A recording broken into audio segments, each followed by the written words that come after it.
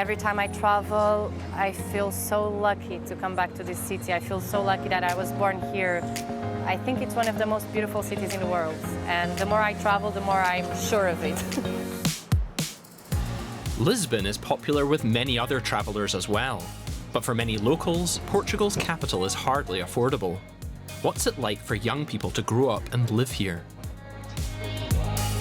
Hi, my name is Beatriz. I'm 23 years old and I was born in Lisbon. I've been living here all my life and I'm going to show you a day in my life. Olá, bom dia. São 4 pães, faz favor. I got warm, fresh bread.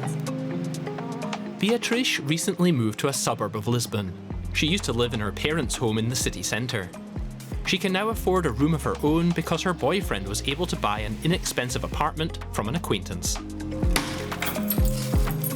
Okay, so basically this is a typical Portuguese household. It's a 3-bedroom apartment. Recently my boyfriend bought this and I'm helping renovating because this was not renovated. We painted the whole things and put all of the furniture. This is the kitchen.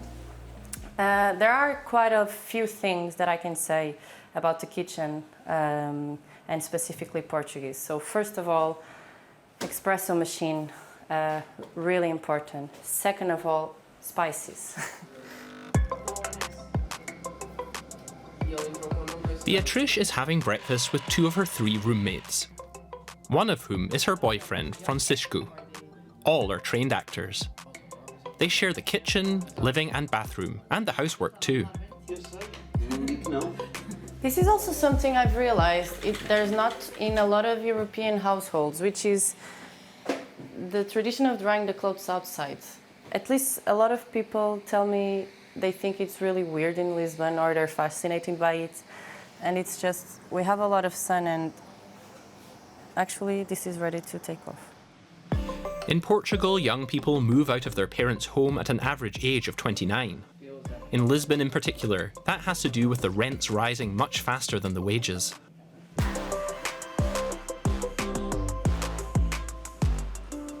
It's really hard for everyone.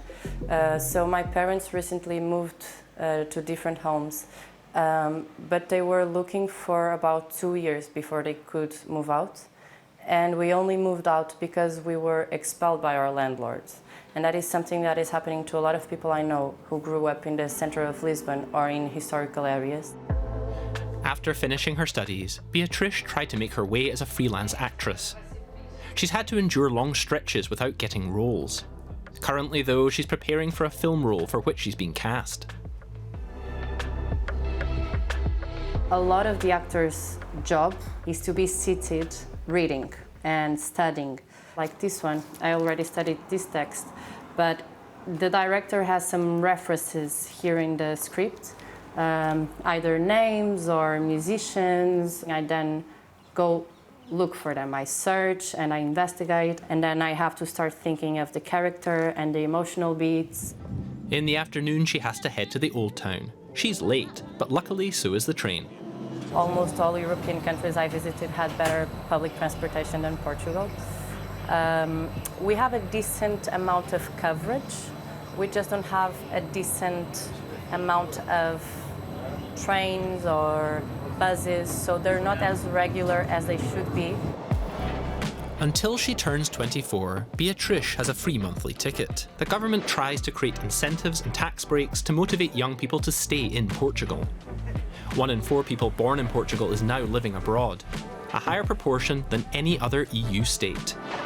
After the 2008 financial crisis, mainly young people emigrated.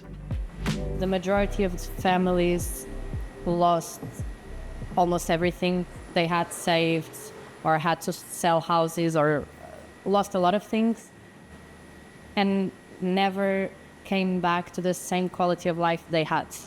So the middle class is disappearing in Portugal. Around 20% of Portugal's 15 to 24-year-olds are unemployed.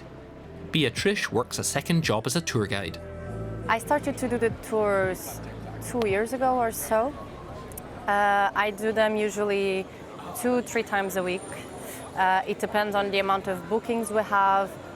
and also on the amount of acting jobs I have. All of the people under him are sailors. Her tours last 4 hours. Beatriz shows her city mainly to foreign visitors. The city is beautiful from the floor to the sky. The floor is decorated. Sometimes you're looking at random buildings and you have beautiful tiles or random saints in marble or beautiful balconies. So she's always here doing this crazy stuff. She doesn't limit her tours to the main sites. She makes an effort to put across something of the feeling for life in Lisbon.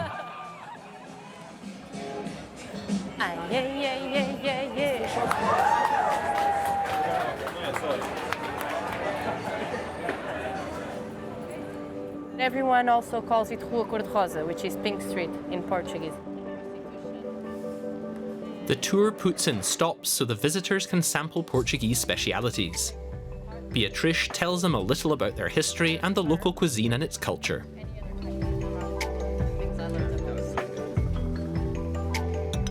There are two options. One of them, the easiest one, is saúde.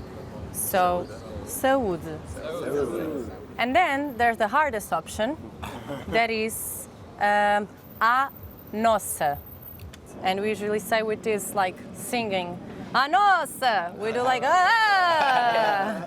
So let's try the second one. Yeah. A nossa. A nossa. I really like to feel that I'm showing my country, that I'm telling history, that I'm enhancing in a way the food and the flavors, because I really like Portuguese food and I really like Lisbon. I love the city, I love the food. I just want to give that to the people who visit it. After dinner, the tour continues through the old town. The next stops are all about traditional Portuguese baked goods. Aha! We're gonna taste pastéis de Portugal. Beatriz also talks openly to the visitors about things that concern her in Lisbon. The way her city's changing and mass tourism and foreign investors are pushing out the local people and small businesses.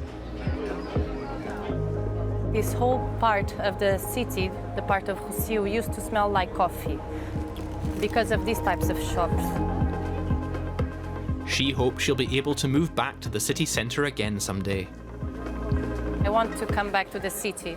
I grew up here and I think it's my right to maintain the place where my family is from and where I grew up.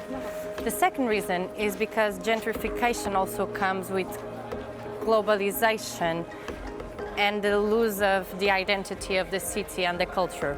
I have nothing against globalization and the evolution of times. I just want the traditions and the things that make the city unique to maintain.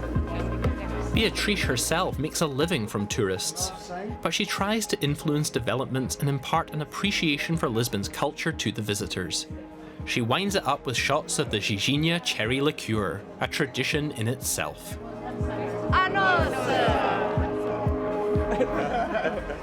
So this was my day in Lisbon. Adeus!